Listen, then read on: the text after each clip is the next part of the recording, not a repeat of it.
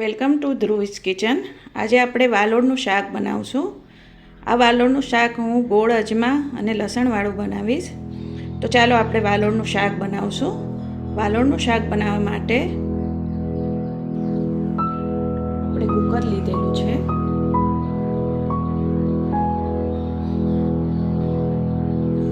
હવે આપણે gas on કરશું.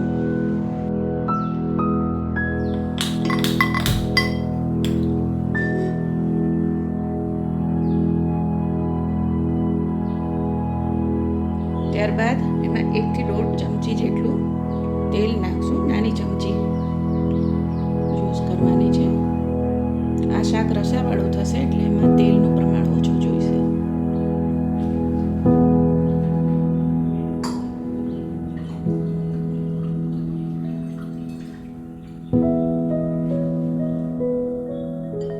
તેલને આપણે થોડું ગરમ થવા દઈશું. તેલ આપણું ગરમ થઈ જવા આવ્યું. હવે એમાં રાઈ નાખશું. થોડી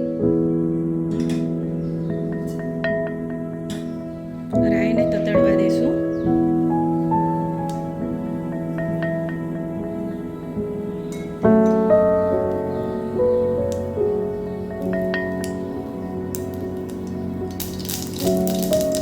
રાઈ તતડી ગઈ છે. હવે ગેસ સ્લો કરીને એમાં થોડા અજમા નાખશું. અડધીથી ઓછા સ્પૂન. ત્યારબાદ એમાં હિંગ નાખશું.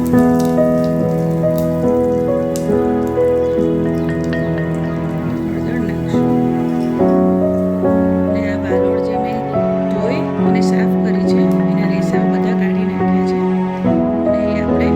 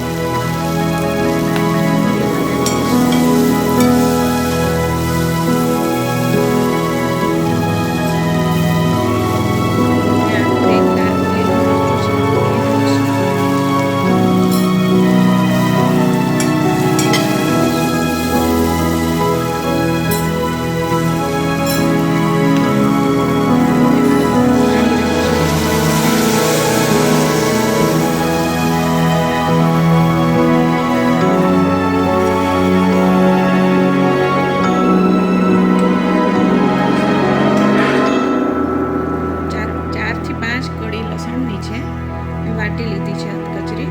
એ નાખી દઈશું. નાખીને હલાવશું નહીં.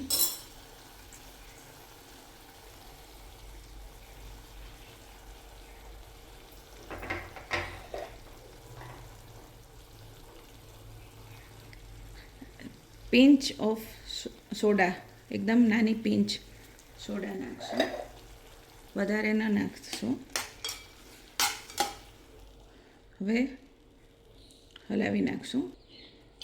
હવે કુકરને બંધ કરી 1 થી 2 જેટલી વિસલ થવા દઈશું.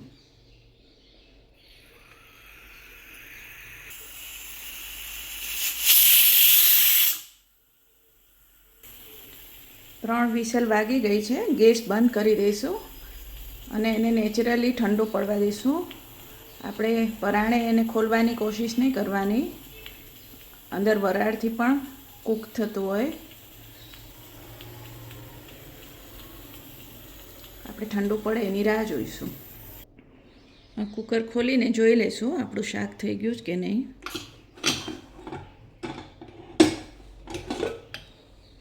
શાક સરસ થઈ ગયું છે.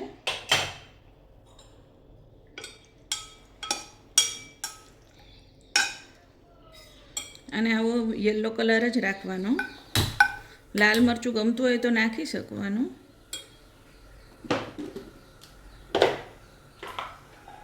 હવે એમાં આ એકદમ નાનો કટકો ગોળનો નાખવાનો.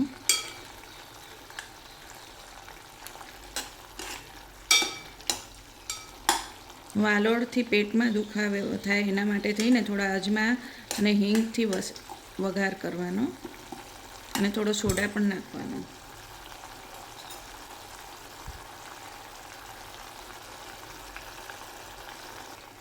ગોળ ઓગળે ત્યાં સુધી આપણે વાલોળને ખદખદવા દઈશું. આપણું શાક થઈ ગયું છે. હવે એને કાઢી લઈશું અને આપણે કોથમીરથી ગાર્નિશ કરીશું. તો આપણું શાક રેડી છે. બાજરાના રોટલા, જુવારના રોટલા, રોટલી બધા સાથે બહુ ટેસ્ટી લાગે છે. તમે પણ ટ્રાય કરજો. મારી રેસીપી ગમે તો મારી ચેનલને લાઈક કરજો, શેર કરજો અને સબસ્ક્રાઈબ કરજો. Thank you.